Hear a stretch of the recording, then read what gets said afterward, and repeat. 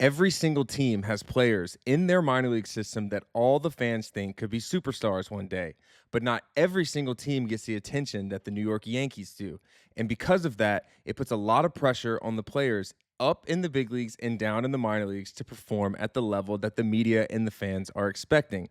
Today, we're here to break down exactly why they get that attention and maybe why they do or they don't become the players that you think that they should be. Downtown goes Frazier.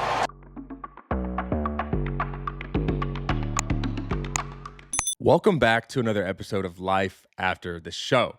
Now, I'm excited to do this episode because the basis of this episode is going to be why prospects in the Yankees minor league system struggle to become superstars that they're made out to be.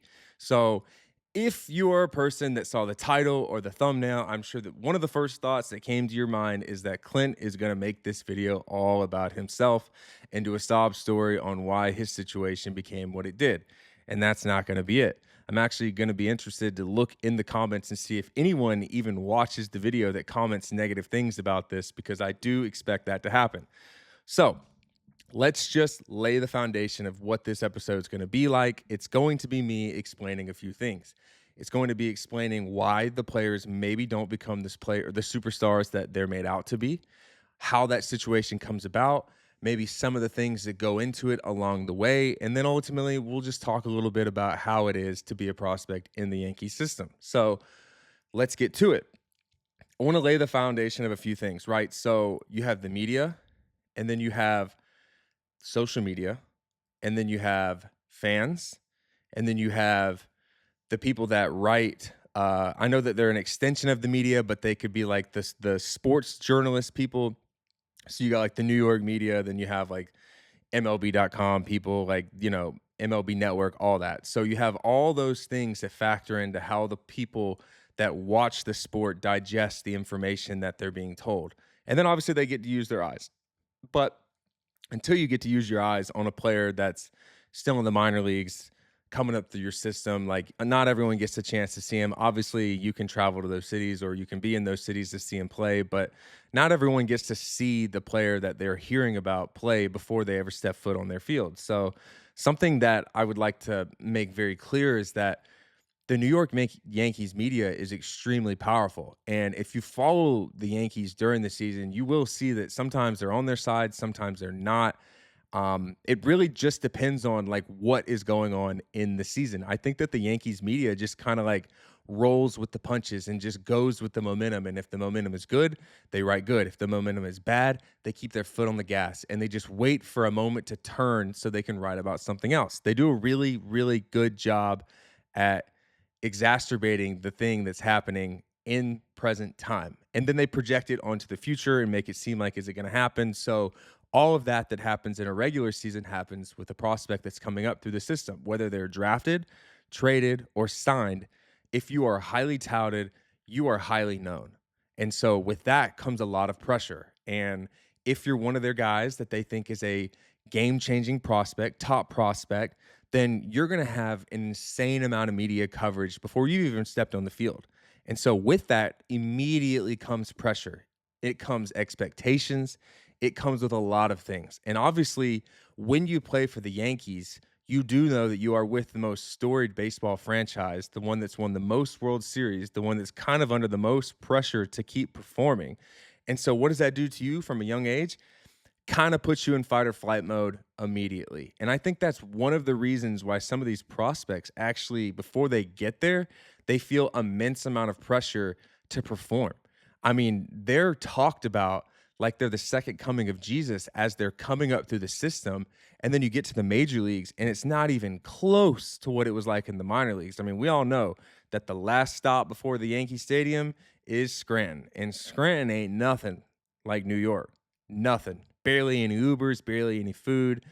Go to New York City, you call an Uber and it's at your doorstep within 5 seconds. Can't even get down the elevator before the Uber's there. So completely different atmosphere as far as what it's like and what your day-to-day looks like in those situations. So one thing that needs to be noted is that because of all of the media that the Yankees have, and they can weaponize it for good or for bad.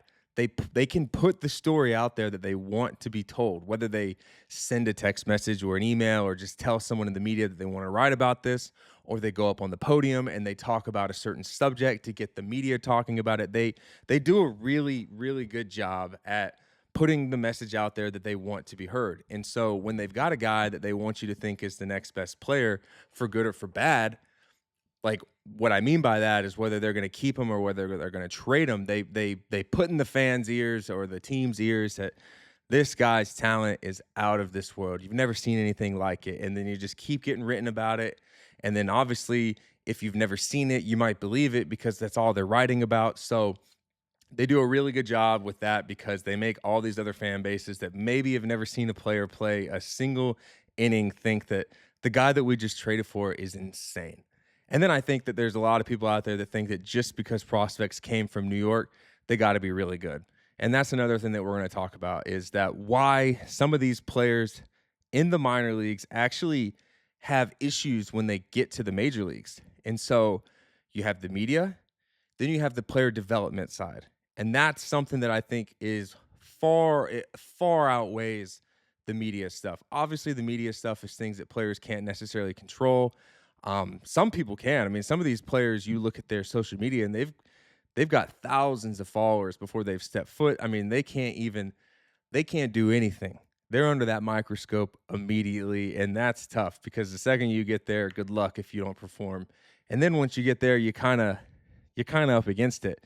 If you're a starting pitcher, you've got Max Fried, Carlos Rodon, Cam, and Garrett Cole all in front of you, and anyone else that they're going to go out and sign. And then if you're an outfielder, you've got Aaron Judge, Grisham, Jason Dominguez, and potentially Spencer Jones all in front of you. First base, good luck. Ben Rice. Second base, Jazz Chisholm. Good luck.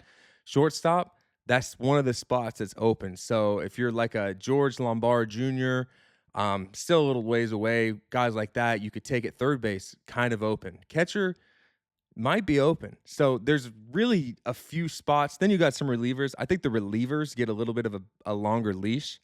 I think they're some of the ones that get sent up and down a little bit more at times, I think, just because of the way that the pitching flip-flops and how they use the arms. But I think if you're a reliever, you have a better chance at like getting up and staying up versus some of these other guys. They're kind of just waiting for an injury, and then even with the injury comes time that they'll have to look over their shoulder whenever that guy gets hurt or unhurt and then comes back. So we'll talk about that.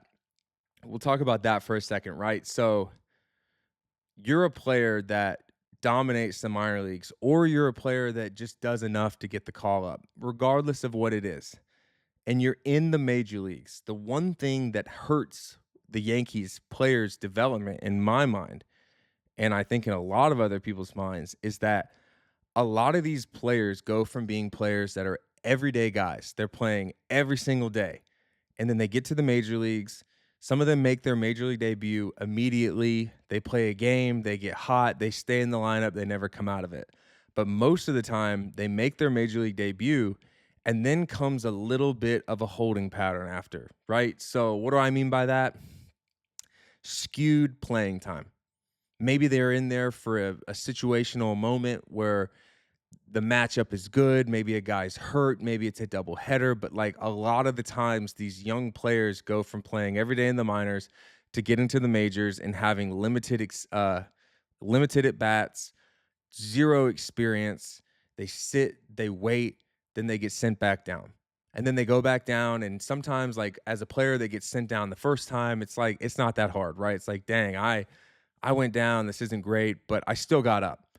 And then you get back up, and then you kind of go through it again. And then at that point, you used all of your time in the minor leagues to sit around and think about, hey, what do I need to do to stick in that lineup, right?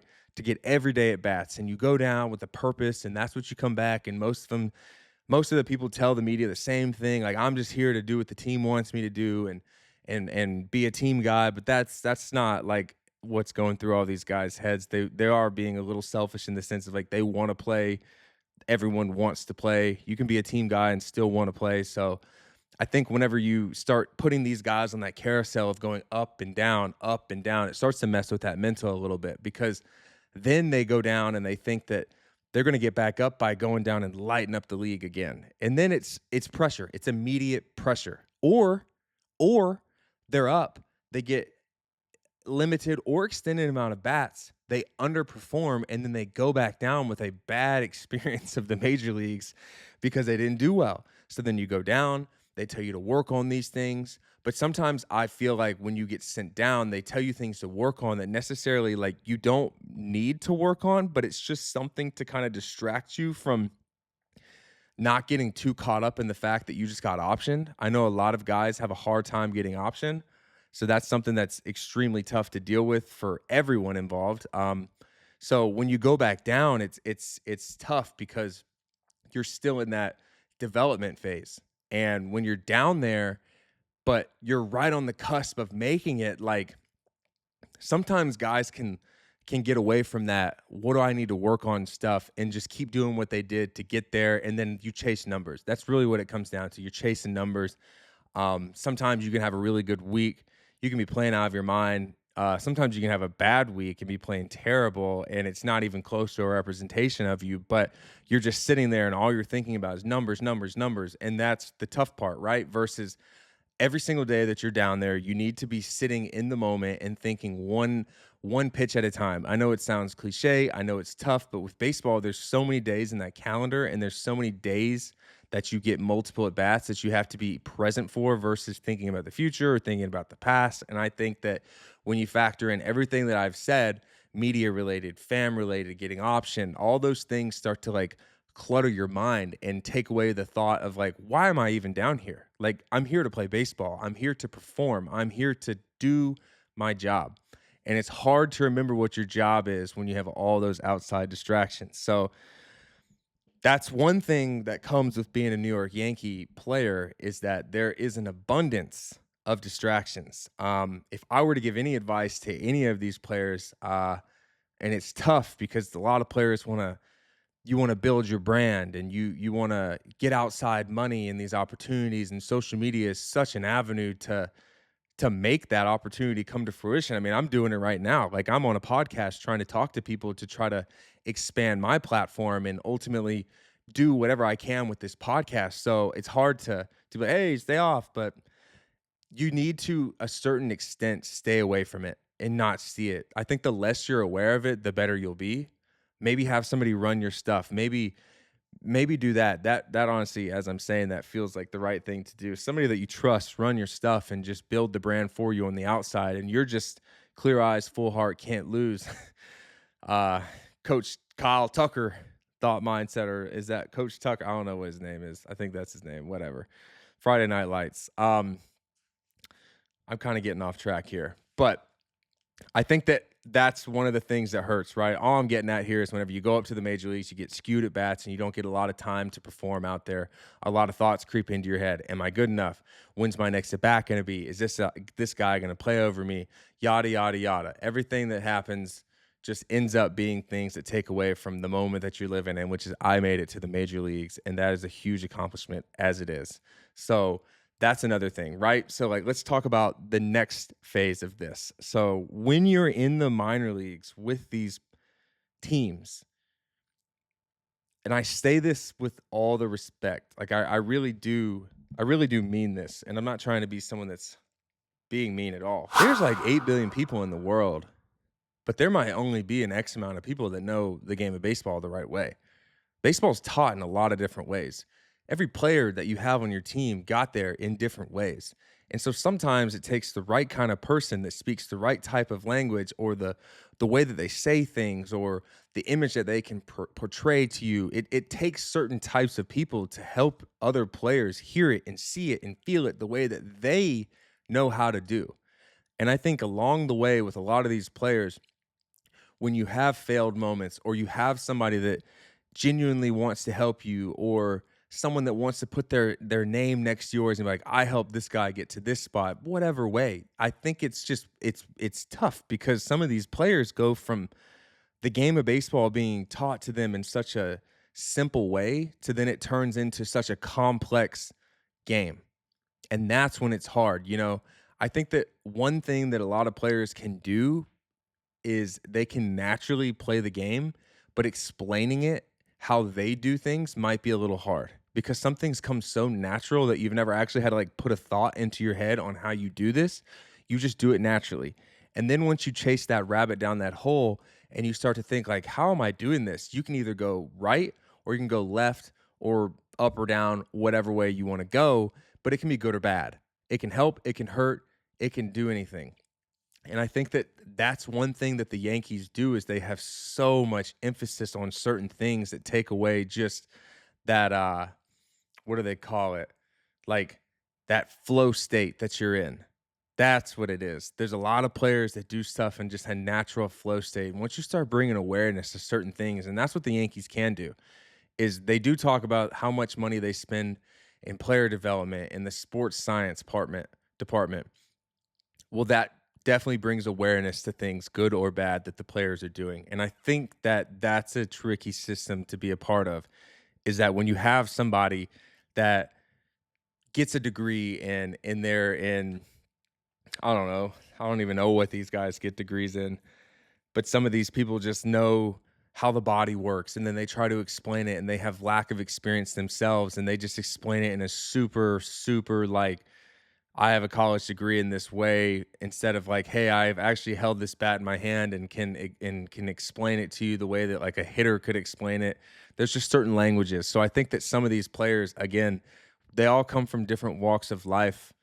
They really do. I mean, some come from Latin America, some come from the deep pits of the South, some come from all the way up where I don't know.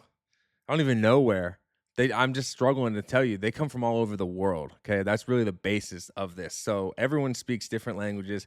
Everyone has different ways of baseball that's being taught to them. And it's really interesting that when you have these guys that you employ to help your main players get there and be mainstays and stick in your team, and then they get fired a couple years into it and they just put some certain people in their careers that maybe don't explain the game of baseball the way that it is, because that's really what it comes down to, people, is that you have an X amount of time to do this game and you have X amount of people that you get to work with.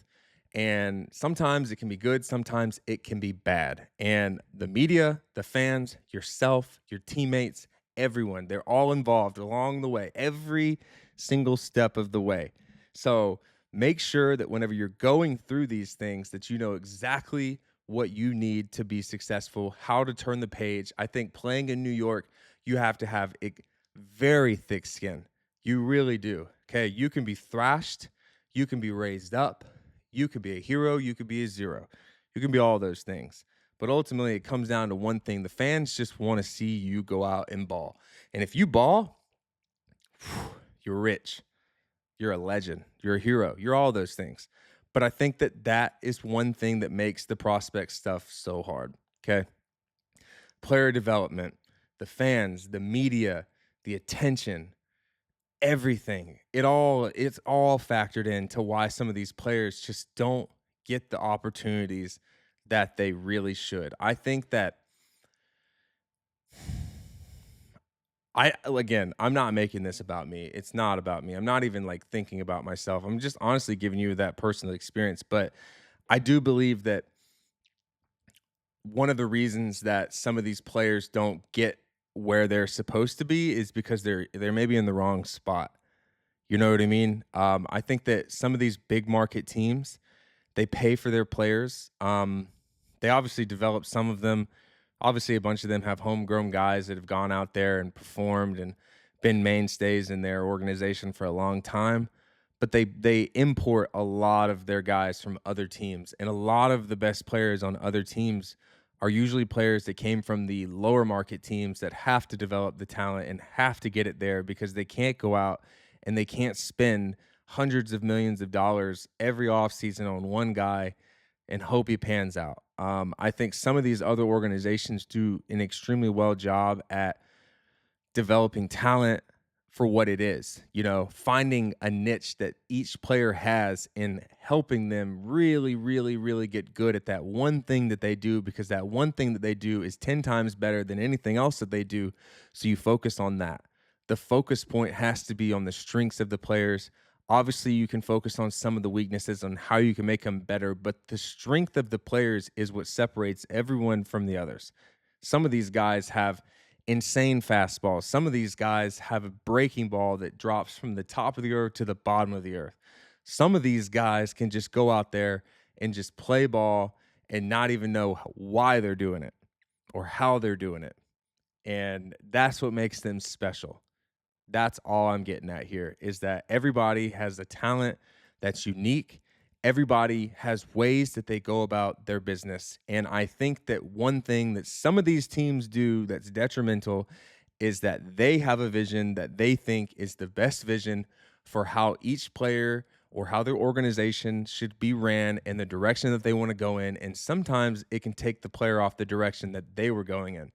That's what's hard. That's what I would like to see change in the game of baseball. I'm sure it's like this in all the other sports, but players just again, I've said this a minute ago, players get there from being really good on their own ways a lot of way. I mean, if you change Tim Lincecum and his delivery and everything that made him unique and you told him that you wanted him to do things a different way, I mean, it does bode the question of like, would Tim Lincecum have been the same? Everyone has that uniqueness to them. Obviously, I'm not saying that you can't change certain things about players or tweak things, but it really just comes down to like this. Do the players have the right personnel in front of them to help them make that change? Because if you are going to make a change in the middle of a season, before a season, or after a season, it can change a lot of things for trajectories of players' career. Um, and you just and that's one thing that players have to weigh. They have to weigh the people that they're working with in the off season or during the season, and really take in that information for what it is. Like, is it good? Is it going to help me? It's okay to say no. I think that's something that players have a hard time with is that they don't always say no to these things. Obviously, you have to pick and choose how to say it. You can try a few things, you can voice your opinion. I think that's something that's really hard for players in today's game is that you as a prospect coming up, you have a lot of people that are always gunning for you. Even if they're not prospects gunning for you, they have guys on the major league roster. You always are playing for 29 other teams. You know, you're always going up against everyone in the game of baseball, major league and minor league, because your situation can change so fast.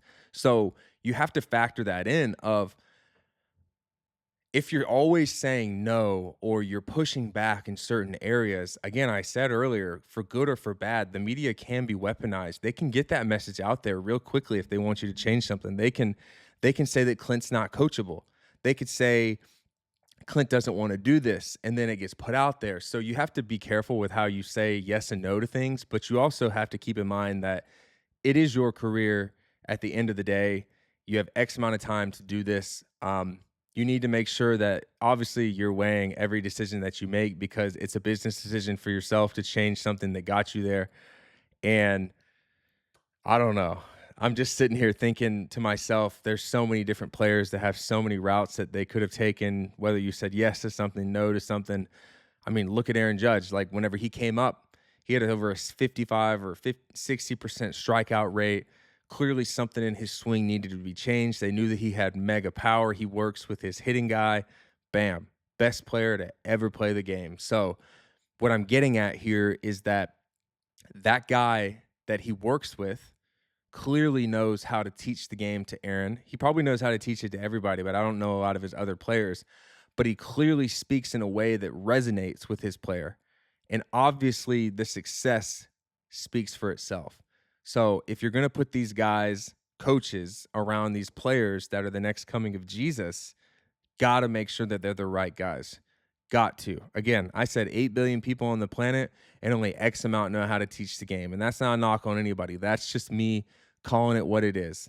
It's tough because a lot of the players that have people around them, you're not getting the Hall of Fame player that wants to come back and spend every waking moment of his day with the players and give back to the game. You're having people, everyday people that need to work. Maybe guys that players don't always respect. And again, I say this with utmost respect. I'm not talking bad about people. I'm just saying that everyone teaches the game nowadays. You can't get on social media without seeing somebody teaching your kids how to hit a ball. And just because they're teaching it doesn't mean it's the right way. So I think that if you factor in a lot of the things that I said in this episode between the media, the player development, the mental side of it, playing against everyone else. Like, there's just a lot of things that come into why players struggle to actually become the player that they were meant to be. I think that's a really hard thing for a player. Most of the time, the image that's created about what a player should be is not even the image that the player created himself vocally. Maybe physically he went out there and did some stuff and you can dream on it, but most of the time it's what a lot of other people are saying. And that's tough because puts pressure on you immediately if you're completely aware of it. And then obviously you're getting asked about it on an everyday basis. So I just think that these players need to just take it with a grain of salt, man. It's a game at the end of the day. Go out, can't treat it any differently. Obviously, circumstances change. You go from playing in Scranton at PNC Field to Yankee Stadium and start looking around. There's 50,000 people in the stands. They're screaming your name. Yes, yes, yes. Oh, F you, F you. Wow, it can change quick. So can't let these things knock you as a player, knock you as a man, knock you as a person. Just got to go out there and play the game. And everything usually takes care of itself. But if you take in what everybody says, it's gonna be tough. So that's my take, people. Let me know. I really do want to know what you guys think. If anything that I'm saying makes sense, if you made it this far in the video, please comment your thoughts. I'd love to know that if there's things that you think that I missed, I would like to know things that from a fan's perspective, things that you think are reasons why players don't perform or don't make it to the situations that they think that they should be in superstar status or anything. I would like to know from the fans' perspective of if what I said made sense. If you have your own thoughts, drop it in the comments. And this is just an open discussion. I'm loving doing this, and I'm appreciative that you guys are watching and listening and being interactive. So thank you for all of that. And I'm looking forward to the next video. This one was good. This one was good. So that's it for Life After the Show. I'll be coming back with another one on Wednesday. Thank you.